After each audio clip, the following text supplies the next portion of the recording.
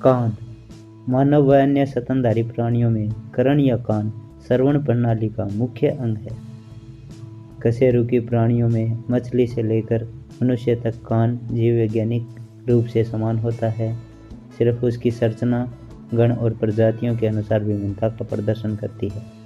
कान वह अंग है जो ध्वनि का पता लगाता है और न केवल ध्वनि के लिए एक ग्राहक के रूप में भी कार्य करता है, अपितु शरीर में संतुलन और स्थिति के बोध में भी एक प्रमुख भूमिका निभाता है। कान शब्द को पूर्ण अंग या सिर्फ दिखाई देने वाले अंग के लिए प्रयुक्त किया जा सकता है।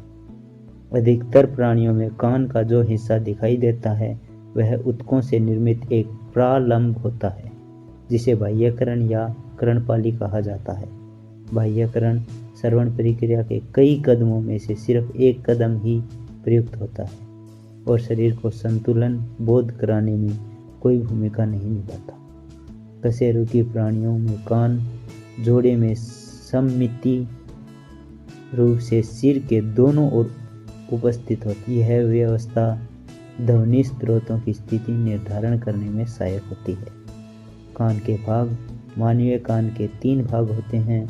नंबर 1 बाह्यकरण, नंबर 2 मध्यकरण, नंबर 3 आंतरिक। अब जन्म से लेकर बच्चे बहरों का भी कोलियर इम्प्लांट सर्जरी के माध्यम से ऑपरेशन करके उन्हें ठीक किया जा सकता है और वे बच्चे भी सुन सकते हैं जो बोल नहीं सकते। बाहरी कान। कीप या कर्णपाली से आवाज़ की तरंगें इकट्ठी करके कान के पर्दे तक पहुंचाती है। इससे कान के पर्दे में कंपन होती है। बाहरी कान में गुफानुमा रास्ते की त्वचा आम त्वचा जैसे एक चिकना पदार्थ स्रावित करती है। यही पदार्थ इकट्ठा होकर कान की मोम बनाता है। मोम धूल और अन्य कणों को इकट्ठा करने में मदद करती है।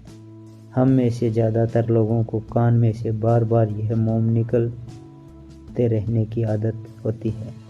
यह आदत से चोट लग सकती है। अक्सर मोम सख्त हो कर कान के पर्दों पर चिपक जाती है। इससे बाहरी कान में दर्द होता है। मध्य कान। मध्य कान यूस्टेशियन ट्यूब द्वारा नाक की गुफा से जुड़ा रहता है। यूस्टेशियन नाक को ENT ट्यूब भी कह सकते हैं क्योंकि यह कान, नाक और गले को जोड़ती है। इसके कारण मध्यकरण वातावरण में अचानक हुए हवा के दबाव में बदलाव को झेल सकती है। अगर अचानक किसी विस्फोट या धमाके की आवाज़ कान के पर्दे से टकराए तो वह फटता नहीं, क्योंकि यह ज़बरदस्त आवाज़ ENT ट्यूब द्वारा नाक की गुफा में चला जाता है। पर मुश्किल यह है कि यही ENT ट्यूब नाक व गले के संक्रमण भी कान तक पहुंचा देती है। आंतरिक करण, इसे लेब्रथ भी कहते हैं। आंतरिक कान या लेब्रिथ शंखनुमा संरचना होती है। इस शंख में द्रव भरा रहता है।